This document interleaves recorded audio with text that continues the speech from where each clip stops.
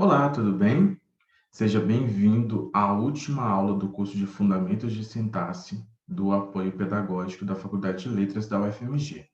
Bom, nessa nossa última aula, eu vou explicar brevemente para vocês a teoria do caso e a teoria da ligação. E eu tomo como referência aqui a gramática latina do Napoleão Mendes de Almeida, que é uma gramática sensacional, se você quiser aprender latim, muito didática, explicação muito simples. E também trago aqui também como referência o livro do Mioto, o Novo Manual de Sintaxe. Bom, entendendo a noção de caso, o que significa o termo caso dentro da linguística, né? O caso, na verdade, ele era um morfema, uma desinência da língua latina e do grego, que indicava a função sintática que a palavra exercia na oração. O que acontece? Tanto no grego quanto no latim, a gente vai ter um morfema, uma desinência gramatical que vai indicar a função sintática que aquele elemento tinha dentro da sentença. E aí, comparativamente ao português, a gente vai ver o seguinte, olha, assim como em português a mesma palavra tem terminação diferente para indicar o plural e o feminino, a flexão de número e flexão de gênero, em latim, a mesma palavra tem terminação diferente para indicar a função que aquela palavra exerce na oração. É chamado de flexão de caso. Se a palavra exerce a função de sujeito, termina de uma maneira. Se exerce função de objeto direto, termina de outra maneira. E se exerce a função de objeto indireto, termina ainda de outra maneira, e assim por diante, para 6 funções. Então, o que acontece? No latim, para cada função sintática que a gente tinha na frase, a função de sujeito, de objeto direto, objeto indireto, complemento nominal, a gente teria uma desinência específica para indicar a função sintática. E isso mudou, houve uma mudança linguística do latim para a língua portuguesa. Enquanto no latim era dessa maneira, né? No português, a função sintática é indicada pela posição fixa que o sintagma ocupa na sentença.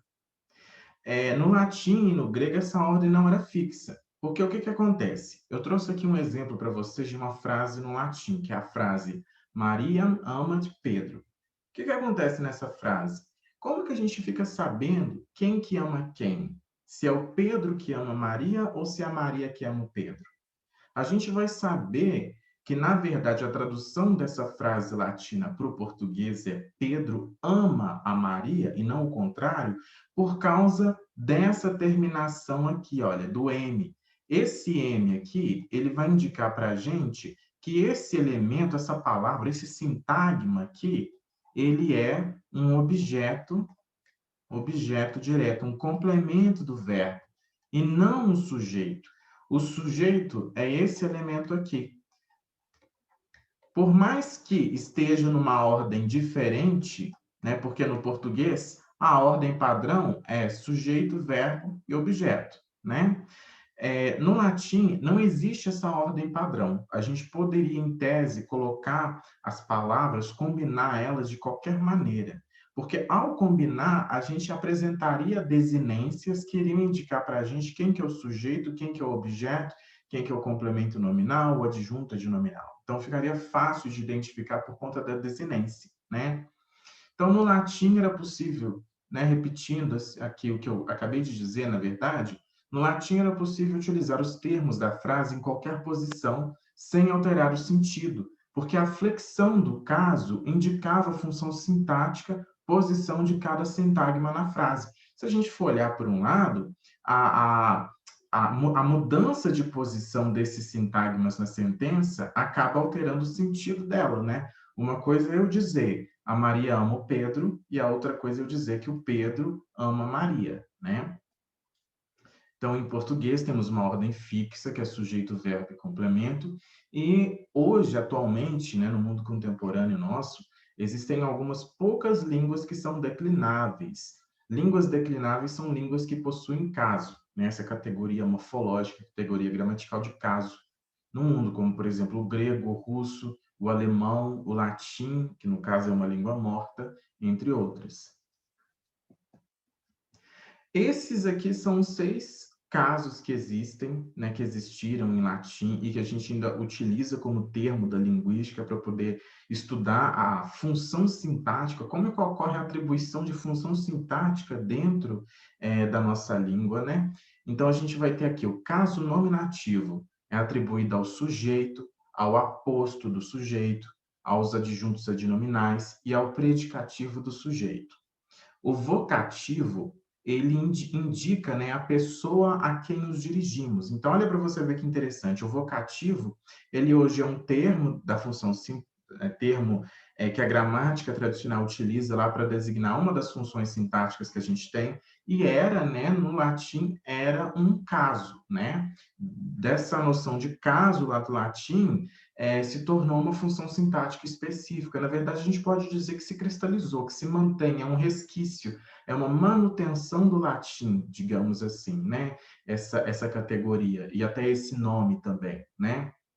O acusativo era o caso que corresponde, né, o objeto direto. O dativo, o caso correspondente ao objeto indireto ou destinatário, né? O genitivo, ele era um caso que designava um elemento que era indicador de posse.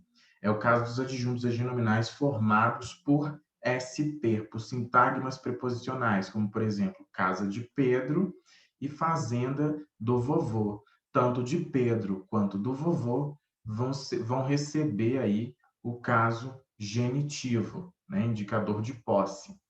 E o ablativo era um caso que corresponde aos atuais adjuntos adverbiais e complementos circunstanciais. No caso do exemplo aqui, Pedro viajou ontem, né, e foi à praia. No caso do ontem, que é classificado pela gramática tradicional como adjunto adverbial, recebe o caso ablativo, né? A gente vai designar dessa maneira, né? Recebe aqui o caso ablativo. E no caso do à praia, né? O que acontece? Isso é até uma questão um pouco polêmica na gramática, que envolve a gramática tradicional e os estudos linguísticos, né? Por quê? A gramática tradicional vai dizer que o verbo ir é um verbo intransitivo. O que isso significa? É um verbo que não seleciona complemento, não exige complemento, tá? Ele só exige a posição do sujeito. Por exemplo, eu fui, né? Terminaria aí. Só que a gente sabe que o verbo ir, ele precisa de complemento, né? Para mim, eu fui à praia, quando eu digo eu fui à praia, para mim o à praia é complemento do verbo ir, né? A gramática diz que não. E aí alguns gramáticos vão dizer que o à praia é um adjunto adverbial, porque dá a ideia de lugar, né? A gente sabe aí pela tradição que noções de lugares, noções temporais são adjuntos adverbiais, né? Então, a gramática tradicional, alguns gramáticos vão dizer que esse a praia seria um adjunto adverbial de lugar. Outros gramáticos, menos conservadores, vão dar o rótulo, né, para esse sintagma, para esse SP, de complemento circunstancial. Por quê? Ele é um complemento do verbo ir. A gente sabe que o verbo ir, de certa maneira, seleciona, exige um complemento, então ele é um complemento, mas ele é um complemento circunstancial, porque ele expressa uma circunstância, uma condição, né, de lugar, né? Então, por isso que aqui a gente está usando esse termo, complemento circunstancial, né? E eu lembro a vocês dessa polêmica, né? Entre os próprios gramáticos já tinham essa polêmica, e dentro da linguística a gente vai ter quem defenda que esse elemento é um complemento circunstancial e quem defende que é um simples complemento, né? Para mim, é um simples complemento, porque eu acho, né, digamos assim, pensando na perspectiva gerativa que a gente tem, a gente nasce com a nossa capacidade inerente à linguagem, então a gente consegue fazer uma introspecção, a gente consegue ir na nossa própria intuição e avaliar a gramaticalidade, né, a gramaticalidade e a gramaticalidade de alguma estrutura linguística. Para mim, né, o verbo ir, ele seleciona um complemento, né? Fica muito assim. É claro que dependendo do contexto, quando você já ficou claro para o interlocutor de que a gente está falando de um determinado lugar, e aí, se eu digo simplesmente eu fui, ok, né? Dá para entender pelo contexto de que lugar que a gente está falando. Mas mesmo assim, o verbo ir, ele precisa de um complemento, ele precisa de um lugar, né? Quem vai, vai a algum lugar ou vai em algum lugar, né? Então, para mim, se trata de um complemento mesmo do verbo. Bom, a atribuição de caso depende do tipo de verbo, da natureza do verbo. Por exemplo, o verbo depender, ele seleciona como complemento um SP, né? Se ele seleciona como complemento um SP, isso significa que o caso atribuído ao do pai é o caso dativo, tá? E no caso do Pedro estuda matemática, o verbo seleciona como complemento um SN, que é o SN matemática, e esse SN ele vai receber caso acusativo, como a gente bem viu lá na tradição lá do latim, né? Então, o que que acontece? A linguística vai tomar essa noção lá do latim e vai trazer isso para estudar todas as línguas, sobretudo as línguas originadas do latim. E aí cabe a pergunta, né? Onde a noção de caso está configurada em português? Bom, se no latim existe uma desinência específica para indicar essa noção categorial, no português a gente não vai ter desinência. Essa desinência ela se perdeu ao longo do tempo aí do processo, né, da formação da língua portuguesa. Só que a gente tem as funções sintáticas fixas, né? A posição de colocação dos termos, dos sintagmas ao longo da frase, de certa maneira, tem um grau de fixidez.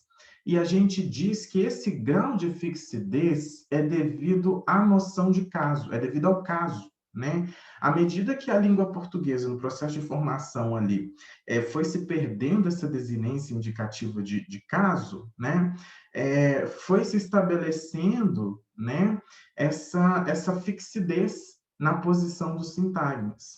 E por isso que a gente ainda acha, né, muitos pesquisadores, defensores da noção de caso, né, dizem que essa noção atual a própria função sintática em si é um resquício da noção de caso lá do latim. Por isso que a gente chama a própria função sintática de caso, né?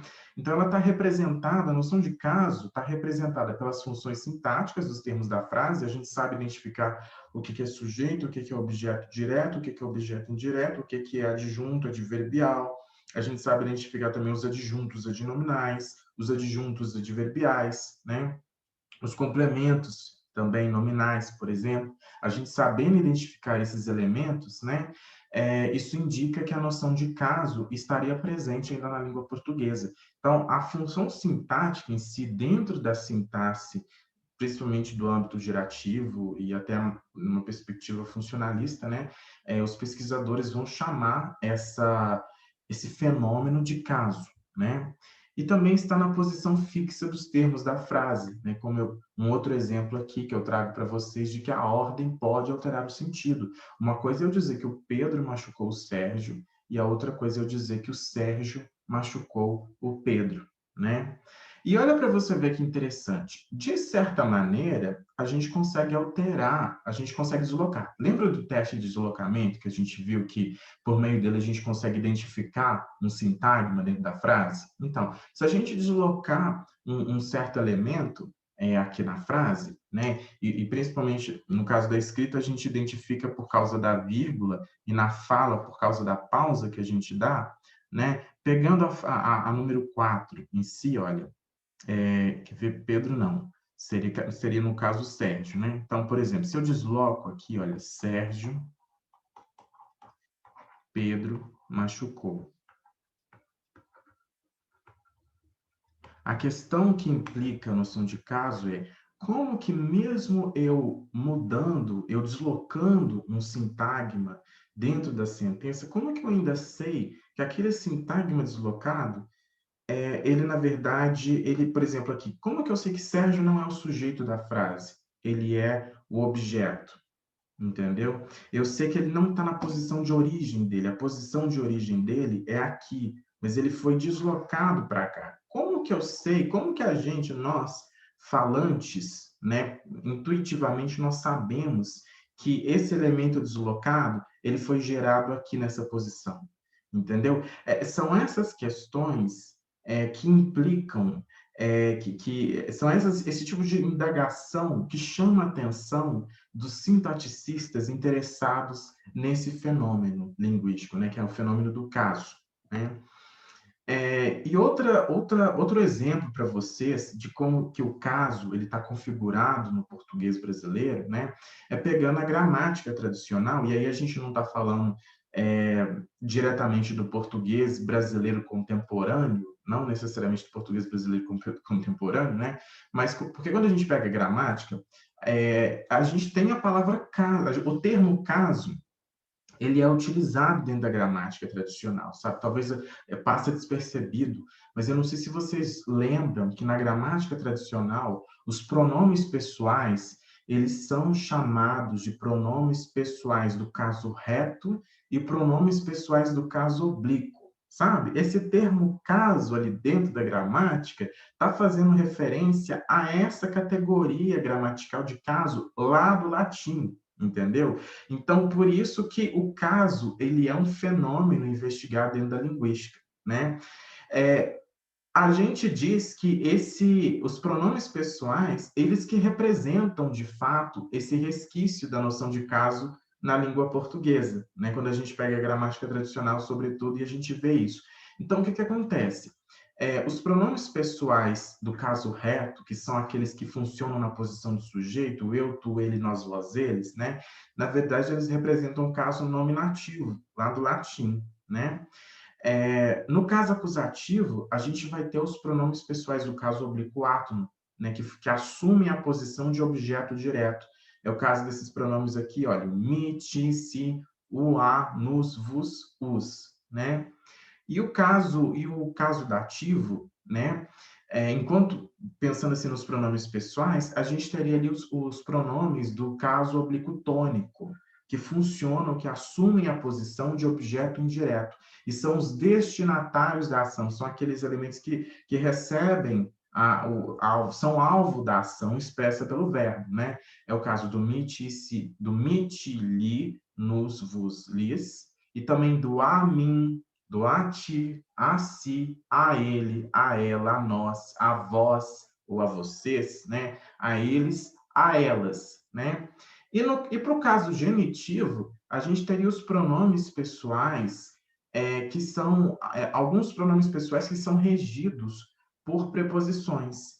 É o caso do dele, do dela, do daquele, do daquela, né? Então, o caso dos pronomes pessoais, o caso pensando na gramática tradicional que você abre, ali você tem uma tabela que separa os pronomes pessoais do caso reto e os pronomes pessoais do caso oblíquo. Isso aí é o exemplo mais prototípico que a gente tem da noção de caso no português, né? Quais elementos que recebem caso, quais elementos atribuem caso? Bom, de elementos que recebem caso, aliás, de elemento que recebe caso, o único elemento é o SN, tá? O único sintagma que recebe a noção de caso, que recebe caso, seria o SN, o sintagma nominal. E os elementos que atribuem caso vão ser os sintagmas verbais e os sintagmas preposicionais. Então, olha, SN, sintagma nominal, o único a receber caso. No caso específico dos complementos nominais, quem atribui caso ao SN, né, que está ali dentro do SP, é o próprio P0, né, é o próprio núcleo do SP. Então, por exemplo, pegando aqui nessa esse sintagma nominal aqui, a conquista da Lua, dentro desse sintagma nominal eu vou ter um SP, e dentro do SP eu vou ter um outro SN, que é o A Lua, né? O A Lua, né, recebe do núcleo do SP, né, da preposição de, o A Lua recebe da preposição de o caso dativo e o papel temático de paciente. Esse símbolo aqui é o símbolo utilizado, né, o teta, utilizado para indicar, né, o papel temático. Então, olha, a Lua recebe do P0, da preposição do de, da preposição de, que está aqui, recebe do de, caso dativo e papel temático de paciente. Quem atribui, então, caso é o SP, e quem recebe caso unicamente é o SM. O sintagma verbal, né, que é outro sintagma que atribui caso, só atribui caso, eu trouxe aqui o exemplo dessa frase para a gente avaliar essa atribuição. A menina viu o menino no cinema. Então, a menina, por estar na posição de sujeito, estabelece a concordância ali, recebe o caso nominativo e o papel temático de experienciador, né? Porque experiencia a sensação de ver, né? A experiência psicológica de visualizar alguma coisa. Então, papel temático de experienciador. O menino vai receber do verbo ver caso acusativo. E também vai receber papel temático de beneficiário. Porque o menino é beneficiário da ação, é o alvo, talvez, da ação. Pode ser beneficiário, pode ser alvo, né? Então, assim, é o que recebe, é o que está na mira ali da menina. A menina viu ele, então ele está na mira da menina. Então, ele é beneficiário do olhar da menina, né? A gente diz que é o papel temático de beneficiário. E recebe o caso acusativo aí do verbo ver, na posição de objeto direto. Né? No caso do o no cinema aqui, olha, como é uma adjunta adverbial, é um elemento extra para a frase, né? Segundo a gramática tradicional, então vai receber o caso ablativo, porque expressa uma circunstância, né? E no caso, circunstância de lugar, é uma condição de lugar. O sintagma preposicional, eu trouxe outros exemplos aqui para ficar mais claro para vocês, dessa questão da atribuição de caso. A menina olhou para o menino.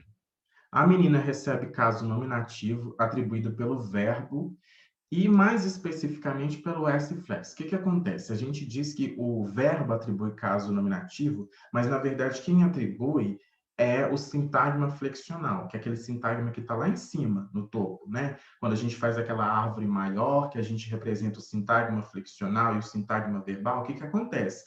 Por que o sujeito da frase ele sai da posição da estrutura profunda e vai para a estrutura superficial?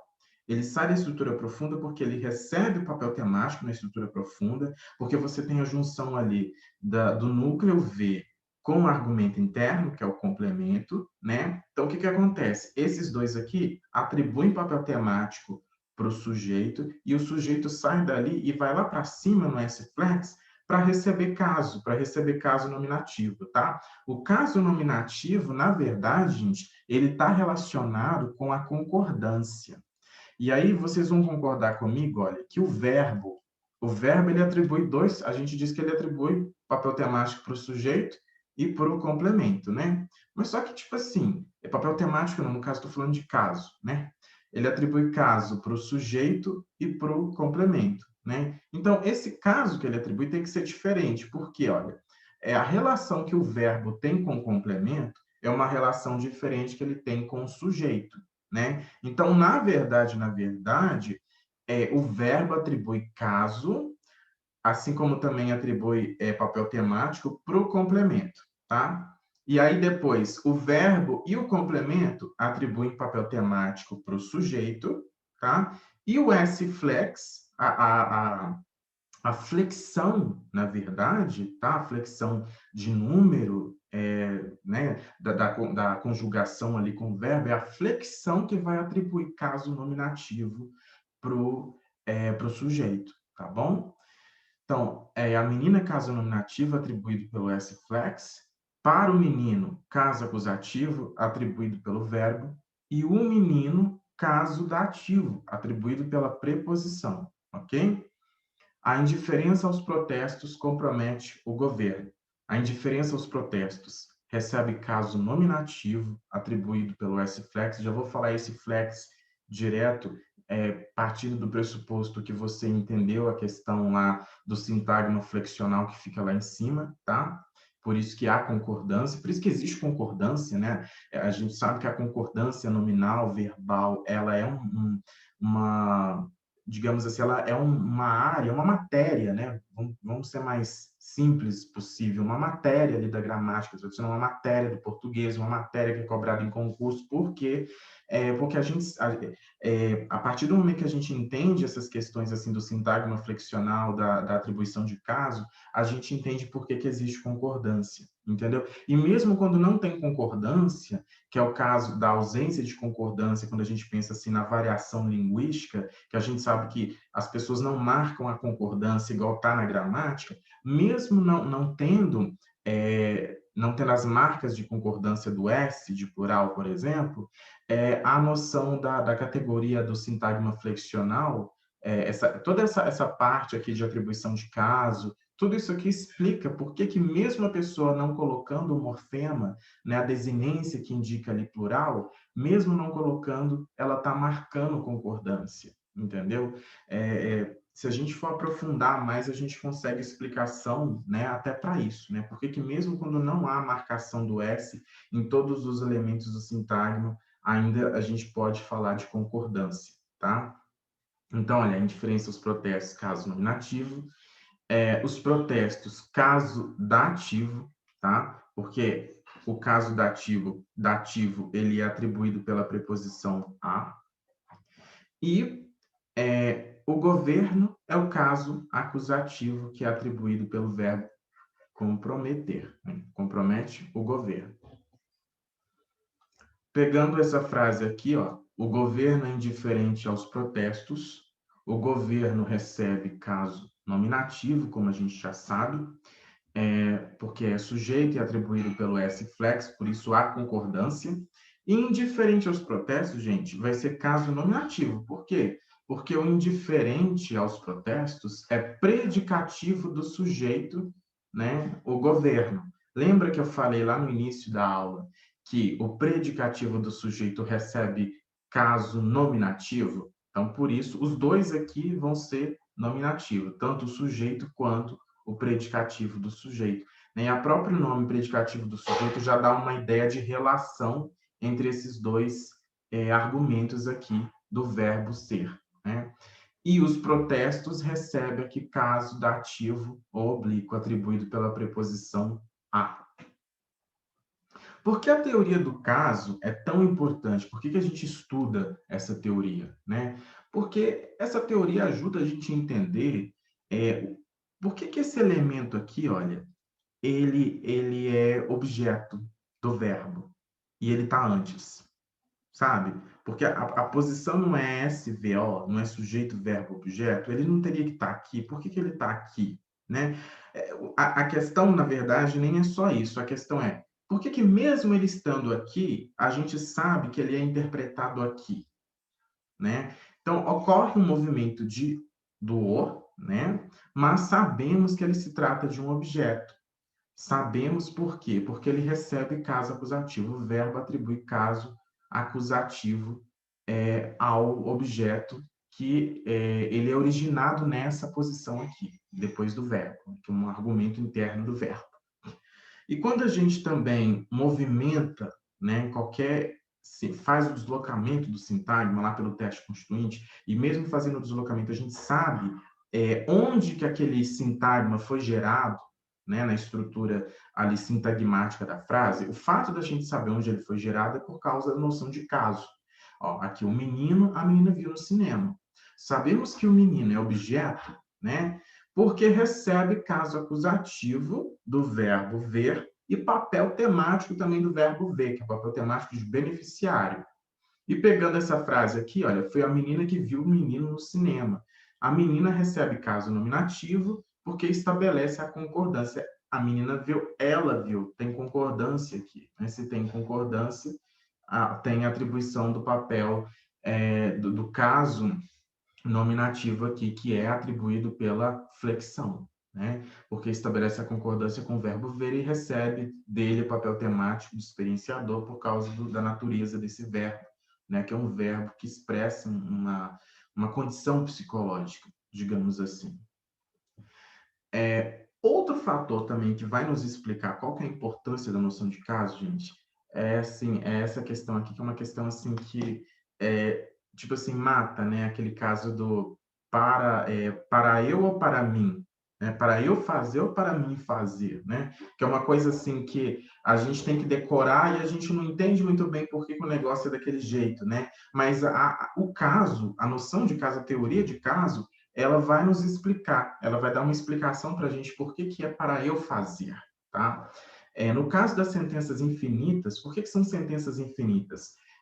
São aquelas frases, aquelas orações reduzidas, né, que terminam com o verbo na sua forma nominal, de gerúndio, de infinitivo ou de particípio, e não na sua forma desenvolvida, que é a forma conjugada. O infinita vem do infinitivo, tá? Então, no caso das sentenças infinitas, como em 13, quem atribui caso para o SN eu, aqui, quem atribui caso para esse SN aqui, olha, é o verbo rir. É ele que atribui caso. E o caso atribuído é o caso nominativo, tá? Nominativo. Por quê? O que acontece é o seguinte, gente, olha. A gente tem aqui, olha, o verbo fazer, né? Então, esse sintagma aqui recebe o caso nominativo, por causa da concordância, né? Da flexão. E o palhaçadas aqui vai receber caso acusativo, porque é objeto direto a gente já sabe. E o para eu rir, gente, vai receber caso ablativo, porque expressa uma circunstância aqui de finalidade. Seria, no caso aqui, seria uma oração subordinada adverbial final, né? O para eu rir é a finalidade pela qual eu faço, pela qual a Maria fez palhaçadas, né? Então, a gente sabe que esse sintagma preposicional aqui recebe caso ablativo, tá? Agora, dentro do sintagma preposicional, a gente também vai ter atribuição de caso, porque a preposição atribui caso. O que que acontece? E não só isso, né? Na verdade, o que acontece é o seguinte: o eu rir, aqui, olha, a preposição para vai atribuir caso dativo para o eu rir, tá? Para o eu rir. E o verbo vai atribuir caso nominativo para o eu. Entendeu? Vai atribuir caso nominativo para o eu. Por que que a gente sabe que é dessa maneira? Porque quando a gente pega, porque a gente consegue desenvolver essa frase, olha, a Maria fez palhaçadas para que eu risse, então o para que eu risse recebe caso ablativo, o que eu risse recebe caso dativo e o eu recebe caso nominativo do risse, por causa aqui da concordância, entendeu? E aí, olha, se eu não faço, né? Se não é dessa maneira, vai ser assim: a Maria fez palhaçadas para mim rir. Aí o que que acontece? Aqui, olha, quando a gente pega dentro aqui do SP, a gente está dizendo, na verdade, que esse SP ele não está recebendo caso ablativo, ele está recebendo caso dativo. Porque o que que acontece? A gente está dizendo, olha, a Maria caso nominativo, palhaçadas caso acusativo, e o mim aqui, olha, vai receber o caso dativo da preposição para, entendeu? E aí esse rir, ele não estabelece a conjugação, porque o mim, inclusive, ele só recebe caso dativo ou acusativo. Na verdade, caso dativo, ele não recebe caso nominativo, ele não é um pronome de caso reto. Isso na verdade, eu quero dizer, tá? Ele não é um pronome do caso reto, é um pronome do caso oblíquo. Sendo dessa maneira, é por isso que a gramática condena, né, o para mim fazer, o para mim rir, né? Agora, é claro que linguisticamente a gente sabe, aconteceu uma mudança e vão existir várias pesquisas aí, se você pesquisar no Google Acadêmico, na Cielo, na CAPES, no site da Cielo da CAPES, você vai encontrar pesquisas, investigações para esse para mim fazer, tá? Que vão teorias que vão dar sustentação, porque se o falante usa para mim fazer, então o falante está certo, entendeu? Porque o falante que é competente na língua, entendeu? O falante tem a competência, o falante entende que se ele está falando para mim fazer, para mim rir, isso significa que ele entende que essa frase é gramatical. Se essa frase antes era agramatical, ela passou a ser gramatical no português brasileiro, contemporâneo. Entendeu? Se ela passou. A agramaticalidade, gente, entendam que pode ser que em determinado momento ali da história da língua portuguesa, que ela venha a se tornar uma estrutura gramatical, sim. Entendeu? Então, se isso era gramatical antes, se tornou gramatical, é aceito. O falante não é aceito pela gramática, né? Tem uma avaliação social negativa, gera preconceito linguístico, mas o falante usa.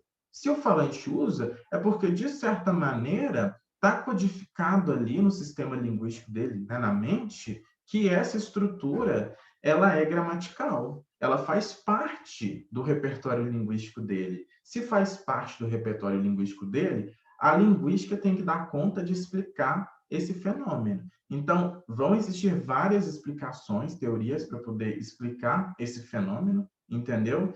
E, inclusive, a teoria de caso vai explicar a ocorrência desse fenômeno, e, ao mesmo tempo, a gente consegue explicar por que antes a gramática condenava ainda condena, né? Está lá na gramática. A gramática condena esse uso, né? Esse uso recebe um valor negativo por parte dos falantes, né? Existe preconceito linguístico, estigma com relação a essa estrutura, mas tá aí, ela existe, né? Para mim fazer é uma prova disso, né? Bom, e atribuição de caso em mini orações, como por exemplo, a Maria sentiu as pernas a Maria sentiu as pernas bambas, a Maria acha o governo incompetente, a Maria considera o governo um lixo, a Maria sentiu o estômago em chamas. Em todos esses exemplos aqui, gente, a gente vai dizer que o SN complemento, né, no caso aqui, as pernas bambas, esse SN complemento, ou então o governo incompetente, o governo é um lixo, o estômago em chamas, todos esses SNs complementos aqui recebem caso acusativo do verbo. E vai receber, e eles também são... O que acontece? Como a gente tem uma mini oração aqui, então a gente tem uma oração implícita aqui. Olha, a Maria sentiu as pernas bambas, as pernas estão bambas. É uma outra oração implícita que a gente pode inferir em cima dessa aqui. A Maria acha o governo incompetente, o governo é incompetente. A Maria considera o governo um lixo, o governo é um lixo. A Maria sentiu o estômago em chamas, o estômago está em chamas. Então, a gente tem uma mini oração dentro dessas orações grandes. É só a gente pensar em macro e micro, né? O macro vai ser essa oração que está aí escrita, e o micro seria uma oração que a gente consegue inferir, que a gente consegue pressupor em cima dessas aqui. E aí, o que acontece? A gente vai ter esse elemento aqui, ele ainda, a gente pode dizer que ele tem aqui caso nominativo, e esse aqui também tem caso nominativo, quando a gente pensa na mini oração, entendeu? Porque aí o verbo de ligação, ele vai atribuir caso nominativo para o sujeito e caso nominativo para o predicativo do sujeito. Então, no caso das as pernas bambas, as pernas são bambas, as pernas estão bambas, né? O as pernas recebe caso nominativo e o bambas também recebe caso nominativo. Isso se aplica para todos os complementos aqui dessas frases. Bom, e agora, nesse último slide, eu explico para vocês brevemente o que seria a teoria da ligação.